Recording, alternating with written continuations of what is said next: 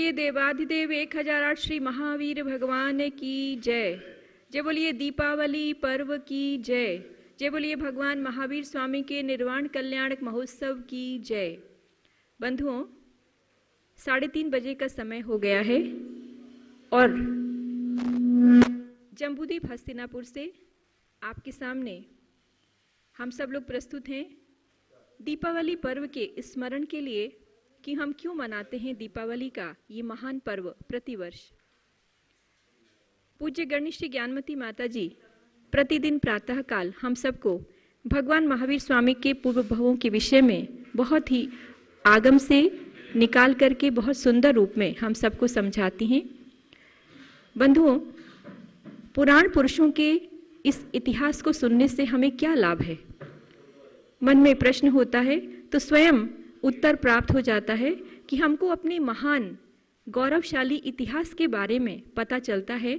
कौन से जैन कुल में हमने जन्म लिया है, जहाँ पर एक संसारी जीव ने महान पुरुषार्थ करके अपने आप को संसारी स्थिति से मुक्त अवस्था तक अपने आप को पहुँचाया।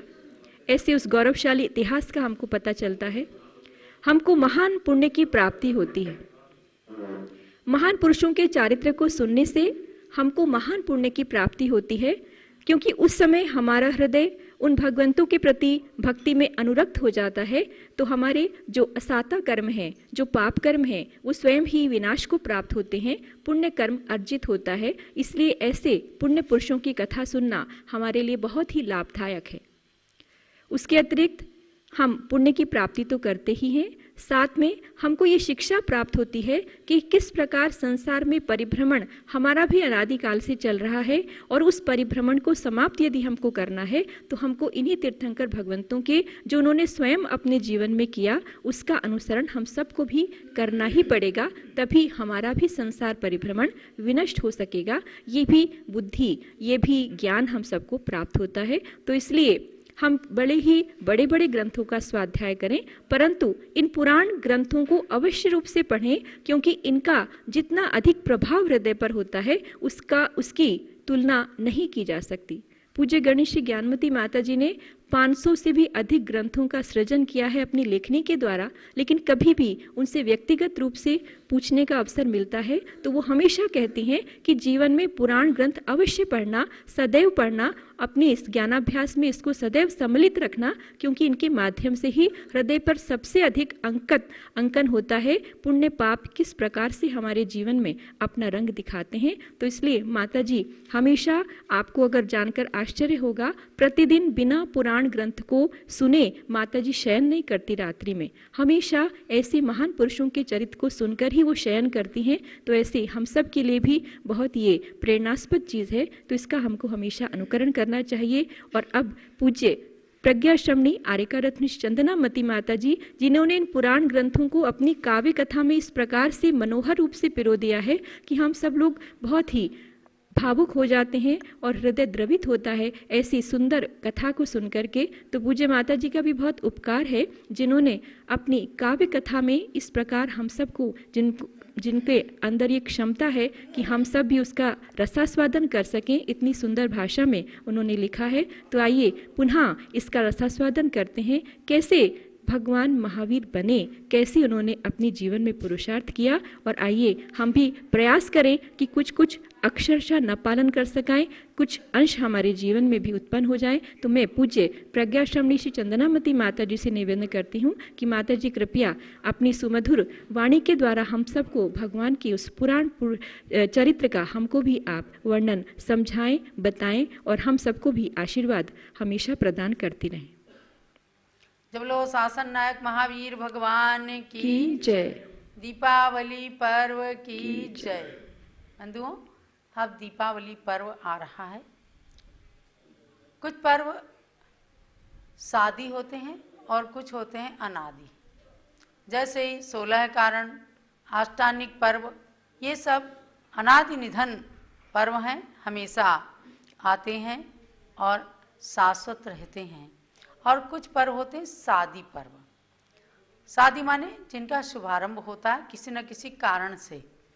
तो भगवान महावीर के निर्वाण कल्याणक से पवित्र तिथि कार्तिक कृष्ण अमावस्या की दीपावली बन गई और वो दीपावली पर्व पूरे देश के अंदर दीप मालिका जला जला करके मनाया जाता है। शाश्वत तीर्थ अयोध्या में आपने 3-4 साल से सुना होगा कि दीपावली पर्व के अवसर पर लाखों लाख दीपक वैदिक परंपरा के अनुसार भी जलाते हैं और वो इस खुशी में जलाते हैं कि मर्यादा पुरुषोत्तम राम लंका पर विजय प्राप्त करने के बाद जब अयोध्या पहुंचे तो अयोध्या की जनता ने उनके स्वागत में खूब दीप मालिका सजाई। जो भी है, दीप मालिका खुशियों की प्रतीक है। और भगवान महावीर ने जब निर्वाण को प्राप्त किया, आत्मा को परमात्मा बना लिया, घनी अंधियारी काली रात के अंदर देवताओं ने आकर के और पूरे पावापुरी के जल मंदिर को दीप मालिका से सजा दिया और वही दीप मालिका आज भी पूरे देश के अंदर जलाई जाती है। आप सबको ध्यान रखना है कि वह दीपावली पर्व 25 अक्टूबर को कार्तिक कृष्णा अमावस को है। कुछ मुहूर्तज्ञ अपने पंचांग के हिसाब से बताने लगते हैं मुहूर्त, लेकिन आपको जानना है जैन धर्म के अनुयायियों को कि ऐसे पर्वों पर मुहूर्त नहीं देखे जाते, बल्कि ऐसे पर्व स्वयं मुहूर्त के रूप में परिवर्तित हो जाते हैं।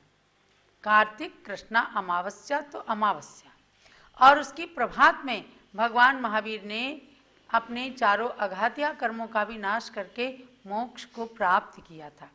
जब मोक्ष गए उसके बाद इंद्रों ने भी मोक्ष कल्याणक मनाया और तब से लेकर आज तक बराबर लगभग 4:30 बजे का समय होता है जब पावापुरी में उस वास्तविक स्थान पर आज भी निर्वाण लाडू चढ़ता है। हम लोगों ने भी 3 बार ऐसा दीपावली पर्व मनाया पावापुरी के अंदर। सन 2003 के अंदर, सन 2004 में, सन 2005 में उस दीपावली पर्व को मना करके इतनी प्रसन्नता होती थी कि हम असली स्थान पर बैठे हैं जहाँ से भगवान ने महावीर ने निर्वाण को प्राप्त किया। तो जब उनका निर्वाण कल्याणक आएगा, आप सवेरे सवेरे महावीर भगवान की पूजा करिए, अभिषेक करिए और निर्वाण लाडू चढ़ाइए। और महावीर के मोक्ष जाने के बाद सायंकाल को गौतम गणधर को केवल ज्ञान हुआ। केवल ज्ञान हुआ और उनके केवल ज्ञान की लक्ष्मी के प्रतीक में गौतम गणधर और केवल ज्ञान लक्ष्मी की पूजा होती है, जिसे आप लोग बही पूजन के नाम से करते हैं। तो वह बही पूजन भी आपको शाम को 6 बजे के बाद करना है ताकि घर के अंदर धन धान्य की वृद्धि हो। गणा नाम ईशा गणेशा, गणेश उन्हीं को कहते जो 12 गणों के ईश थे। ऐसे गौतम गणधर की स्मृति में सायंकाल में पूजा करना है। सरस्वती लक्ष्मी की पूजा, गौतम गणधर की पूजा। उस दीपावली पर्व के नजदीक आने से आज पूरे देश के अंदर दीपावली पर्व आने की इंतजारी में लोग खुशियों से ओतप्रोत हैं। घरों को सफाई की जाती है, खूब घर साफ किए जा रहे हैं, घरों को सजाया जाता है कि इसमें लक्ष्मी आए और उनका बसेरा रहे वर्षों वर्ष तक। जहाँ सफाई होती है वहाँ लक्ष्मी आती हैं, ये एक प्रतीक होता है। तो आप भी दीपावली पर्व की तैयारी में होंगे और उस दीपावली पर्व की तैयारी के साथ साथ भगवान महावीर ने जो अपनी आत्मा का दीप जलाया, अखंड दीप जलाया, जो शाश्वत अनंत काल तक चलता रहेगा ज्ञान की ज्योति के रूप में, तो उन भगवान महावीर का भी स्मरण करने के लिए ही आपके सामने ये हमने काव्य कथानक रखा। आपने जाना कि एक पुरुरवा भील से लेकर किस प्रकार से आगे चले, तो 10वें महावीर से 10वें भव पूर्व एक सिंह की पर्याय में मुनिराज से संबोधन को पाकर देवता बने और देवता से फिर मनुष्य, फिर मनुष्य से देवता, फिर देवता से मनुष्य, ऐसे करते करते नंद मुनि की पर्याय में उन्होंने तीर्थंकर प्रकृति का बंद किया। 16 कारण भावनाएं भाई और वो भगवान महावीर बन जाते हैं। अर्थात आकर के कुंडलपुर नगरी में राजा सिद्धार्थ की रानी त्रिशला के गर्भ से जन्म लेते हैं आज वो कुंडलपुर नगरी भी बिल्कुल 2600 साल पहले के समान हो गई। ये सब गणनी ज्ञानमती माता का महान उपकार रहा। जब 2600 में जन कल्याणक में लोग भूले हुए थे और सब अपने अपने नगरों में जयंती मना रहे थे, उस समय पूज्य ज्ञानमती माता ने राजधानी दिल्ली से कुंडलपुर की ओर विहार किया, तो उनका विहार पूरे देश के लिए वरदान बन गया। वहाँ नंद्यावर्त महल, भगवान महावीर के दूध जैसी सफेद आदम कद प्रतिमा, ऋषभदेव मंदिर, नवग्रह मंदिर, त्रिकाल चौबीसी मंदिर, ये सब चीजें आज धरोहर के रूप में मिल गई, जिसे बिहार पर्यटन विभाग जो है वह टूर पैकेज के अंदर प्रमुखता से लेकर के हर पर्यटक के लिए नंद्यावर्त महल के द्वार तक पहुंचने का साधन उपस्थित करता है। ऐसे कुंडलपुर, पावापुर, राजगृही, गुनावा, ये सब बिहार के अंदर ये तीर्थ त्रिवेणी है, जहाँ भगवान ने जन्म लिया, जहाँ भगवान की पहली देशना खिरी, जहाँ भगवान ने मोक्ष प्राप्त किया। ऐसी इस तीर्थ त्रिवेणी में हम लोग बराबर 22 महीने कुंडलपुर में रहे, तो 22 बार हम लोग पावापुर गए। हर महीने जाती थी माता जी पावापुर, और वहाँ जाकर जल मंदिर में ध्यान करते थे। तो उन महावीर के बारे में जाना आपने कि किस प्रकार से उन्होंने अपने जीवन का उत्थान शुरू किया। अब आगे जानिएगा कि वे जब कुंडलपुर में जन्म लेने को होते हैं, क्या होता है। अब सुनिए आगे की बात।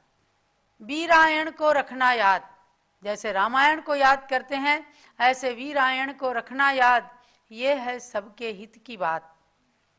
वीरा जन्मे कुंडलपुर में, सिद्धार्थ राज त्रिशला के घर में, देवों ने आप खुशी मनाई और जन्म कल्याण की बजी बधाई। सब लोग गाते हैं ना, बजी कुंडलपुर में बधाई, बजी कुंडलपुर में बधाई, कि नगरी में वीर जन्मे, कि नगरी में वीर जन्मे महावीर जी।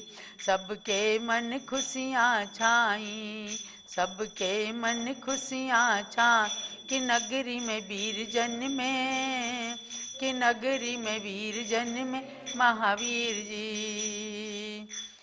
महावीर भगवान ने जन्म लिया, और उनके जन्म क्या, गर्भ के भी 6 मास पहले से धनपति कुबेर ने उस कुंडलपुर में माता त्रिशला के आंगन में रत्नों की वर्षा शुरू की और 15 महीने तक लगातार वहाँ रत्न बरसते रहे।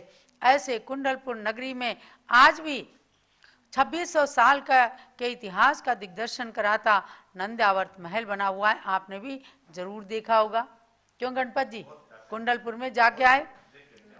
तेरी चंदन सी रज में एक उपवन खिलाया है, कुंडलपुर के महावीरा तेरा महल बनाया है। तेरी चंदन सी रज में एक उपवन खिलाया है, कुंडलपुर के महावीरा तेरा महल बनाया है। जन्मे जहाँ खेले जहाँ त्रिशला माँ के नंदन, उस कुंडलपुर की धरती का सचमुच कण कण चंदन, चंदन सी उस माटी को, चंदन सी उस माटी को सिर पर लगाया है। कुंडलपुर के महावीरा तेरा महल बनाया है, कुंडलपुर के महावीरा तेरा महल बनाया है। उस महल के अंदर मणियों का पलंग रखा गया है, जो 2600 साल के इतिहास का दिग्दर्शन कराता है। ऐसे महल पर माता त्रिशला सोया करती थी, और एक नहीं दो नहीं 16-16 सपने उन्होंने उस पलंग पर सो करके देखी थी। ऐसे उस माटी के अंदर पुनः उस माटी को चंदन बनाने के लिए नंद्यावर्त महल बनाया गया। सारा सब कुछ उसके अंदर है, वही एंटीक चीजें सब रखी गई हैं। कैसा था नंद्यावर्त महल? सोनी का नंद्यावर्त महल सिद्धार्थ जी का था, मणियों के पलंग पर त्रिशला ने सपनों को देखा था। उन सपनों को सार्थक करके हो, उन उन सपनों को सार्थक करके फिर से दिखलाया है। कुंडलपुर के महावीरा तेरा महल बनाया है। कुंडलपुर के महावीरा तेरा महल बनाया है। महानुभाव, आप लोग भी जब शाश्वत तीर्थ समेत शिखर की यात्रा करने जाते हैं तो मैं समझती हूँ शायद ही कोई ऐसा यात्री रहता होगा जो बिहार के फिर तीर्थों के दर्शन ना करता हो। चंपापुर, भागलपुर, कुंडलपुर, राजगृही, पावापुर के दर्शन करते हैं तो कुंडलपुर की यात्रा करके भी बड़ी प्रसन्न होते हैं और वहाँ के ऐतिहासिक दृश्यों को तो जरूर देखते हैं। आप सबने भी देखा ही होगा। आगे चलते हैं। वीर महावीर बोलो जय जय महावीर। वीर महावीर बोलो जय जय महावीर। 15 महीने कुंडलपुर में रत्न वृष्टि की थी धनपति ने। इंद्रदेव गण आए वहाँ पर जन्म कल्याण मनाया धरा पर। क्षीरोदधि का लाए नीर। क्षीरोदधि का लाए नीर। बोलो वीर महावीर बोलो जय जय महावीर। वीर महावीर बोलो जय जय महावीर। क्षीरोदधि का जल ला के कहाँ किया था अभिषेक? सुमेरु पर्वत की पांडुक शिला पर। और वह पांडुक शिला कहाँ है? 1 लाख योजन ऊंचे सुमेरु पर्वत के सबसे ऊपर पांडुक वन के ईशान कोण में वह पांडुक शिला है जहाँ ले जाते हैं भगवान को और जन्माभिषेक करते हैं। हस्तिनापुर में वही 1 लाख योजन के सुमेरु पर्वत का दिग्दर्शन कराया गया है 101 फुट ऊंचे सुमेरु के रूप में। संसार के अंदर एक ही जगह एक ही सुमेरु पर्वत है जहाँ 2400 भगवान के जन्म कल्याणक मनाए जाते हैं और पांडुक शिला पर उनका जन्माभिषेक किया जाता है। जन्माभिषेक किया शिशुवीर। जन्माभिषेक किया शिशुवीर। बोलो वीर महावीर बोलो जय जय महावीर। वीर महावीर बोलो जय जय महावीर। भगवान महावीर के शासन के प्यारे प्यारे भक्तों, जब आज भी पंच कल्याणक प्रतिष्ठाएं होती हैं तो जन्म कल्याणक में आप कितना रोमांचक दृश्य देखते हैं कि प्रसूति गृह से शची इंद्राणी बालक को लाती है और इंद्र उस बालक के मुख को देखने के लिए तरसते हैं। हे इंद्राणी, जल्दी मुझे बालक का मुख दिखा दो। और जैसे ही सौधर्म इंद्र उस बालक के मुख को देखते हैं शची इंद्राणी की गोद से लेकर के, तो देखो 2 आंखों से देख देख कर तृप्त नहीं होते। क्या करते हैं वे? 1000 नेत्र बना लेते हैं। इसलिए इंद्र का दूसरा नाम है सहस्राक्ष। सहस्राक्ष नाम है। विक्रिया से 1000 नेत्र बना करके और भगवान के मुख का अवलोकन करते हैं तो भी वे तृप्त नहीं होते। इतना तेज, इतनी प्रतिभा उस भगवान के चेहरे पर होती है, क्योंकि संसार के पृथ्वी के सारे सुंदर परमाणु जो हैं वो भगवान के अंदर समाविष्ट हो जाते हैं। आप मानतुंगाचार्य की पंक्ति पढ़ते हैं कि नहीं? तावंत एव खलुते प्रणवः पृथिव्याम यत्ते समानम अपरम नहि रूपमस्ति। हे भगवान, पृथ्वी के जितने सुंदर परमाणु थे वे सब आपके अंदर समा गए, इसीलिए आपके समान इस धरती पर किसी का रूप नहीं है। महानुभाव, जब हम मांगी तुंगी गए, मांगी तुंगी में 108 फुट के भगवान ऋषभदेव की प्रतिमा बनी। लोग देख करके आश्चर्यचकित होते हैं कि पूरे पहाड़ पर लेयर ही लेयर है, यह अखंड पाषाण मिला कैसे? और पूरे अखंड पाषाण में 121 फुट की वो प्रतिमा बन कैसे गई? तो मैंने यही कहा, पर्वत के सुंदर परमाणु सब तुझ में ही समा गए। पृथ्वी के सुंदर परमाणु सब तुझ में ही समा गए। केवल उतने ही अणु आकर तेरी तेरी रचना बना गए। गए। इसीलिए तुझ सम सुंदर नहीं कोई नर सुंदर होगा। नाम तिहारा तारनहारा कब तेरा दर्शन होगा। तेरी प्रतिमा इतनी सुंदर तू कितना सुंदर होगा। नाम तिहारा तारनहारा। आज से 35-36 साल पहले मैंने इस भजन की रचना में आचार्य मानतुंग स्वामी के शब्दों को पिरोया कि भगवान आपकी प्रतिमा इतनी सुंदर क्यों है, क्योंकि पृथ्वी के सारे परमाणु आकर के समा गए। इन दो पंक्तियों को तो लोगों ने ले लिया और बीच बीच की पंक्तियों को लोगों ने अपने आप बना लिया। तो मांगी तुंगी की बात मैं कर रही थी आपसे कि पहाड़ पर, सारे पहाड़ पर लेयर ही लेयर और भगवान का प्रकट होना एक जगह, यानी कि सारे पहाड़ के सुंदर परमाणु आकर के उसी के अंदर उतने टुकड़े में समा गए और भगवान अखंड पाषाण की प्रतिमा के अंदर, पाषाण के अंदर प्रतिमा के रूप में प्रकट हो गए। ऐसी सुंदरता, यानी कुछ कुछ धरती का योग होता है। मांगी तुंगी की उस पहाड़ की कुंडली के अंदर था कि कोई ज्ञानमती माता जी आएंगी और इस कुंडली को खोलेंगी और इस पाषाण में भगवान की प्रतिमा को बनवाएंगी। तो बन गया।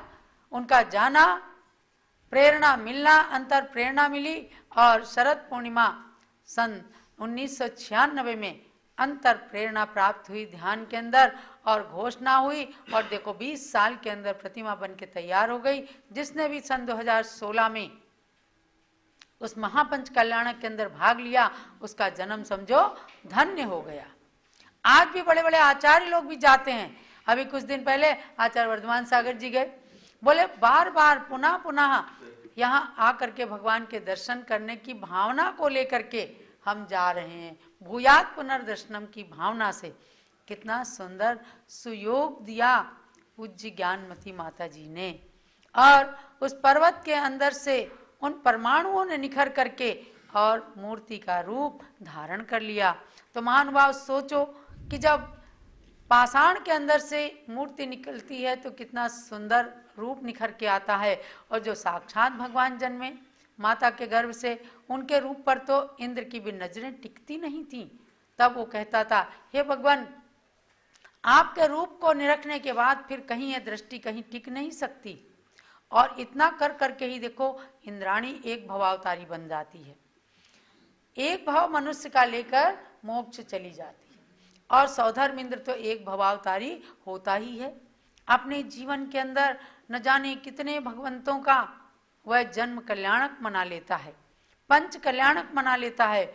तो प्रिय बंधुओं, प्यारी बहनों, आपने जो है भगवान महावीर का ये कथानक जो सुना, यानी जन्मे कुंडलपुर के अंदर, पुनः पालने में झूले, कुंडलपुर के अंदर रानी त्रिशला के आंगन में पालने में झूला करते थे महावीर। और उसी पालने में झूलते समय दो मुनिराज, चारण रिद्धि मुनिराज उनके महलों में आ गए। झूल रहे हैं पालने में, बालक हैं, लेकिन केवल उनको देखने मात्र से मुनियों के मन की शंका दूर हो गई। जानते हो ना, तो उन्होंने क्या नाम रखा था? सन्मति। सन्मति का मतलब है सम्यक मति, यानी सद्बुद्धि प्रदान करने वाले। ऐसे जब बालक के अंदर इतनी शक्ति है जिसको देखने मात्र से महामुनियों की शंका का समाधान हो गया, उनके प्रश्न का उत्तर मिल गया, तो उनका नाम उन मुनियों ने रखा सन्मति। ऐसे सन्मति भगवान का कथानक सुनते रहिए और भगवान से यही प्रार्थना कीजिए, हे कुंडलपुर के महावीर, कि पावापुर के महावीर स्वामी, आप हमें भी सद्बुद्धि प्रदान कीजिए। ऐसे सन्मति भगवान के पंच कल्याणकों के बारे में आप श्रवण करते रहिए। आज थोड़ा सा मैंने जन कल्याणक के विषय में आपको बताया है। क्रम क्रम से इसी तरह से अपने जन्म को सार्थक करने वाली बातें, क्योंकि ऐसे महापुरुषों की कथाएं सुनने मात्र से जन्म जन्म के पाप नष्ट हो जाते हैं। पापों को नष्ट करने वाली ये कथा आप सबके लिए मंगलकारी हो, सबके लिए बहुत बहुत मंगल आशीर्वाद। जब बोलो महावीर भगवान की पावापुरी सिद्ध क्षेत्र की जय, जन्मभूमि कुंडलपुर तीर्थ क्षेत्र की जय, पूज्य गणनी ज्ञानमती मती माता जी की जय। बोलिए प्रज्ञा शमनी यारी करत श्री चंदनामती माता जी की जय।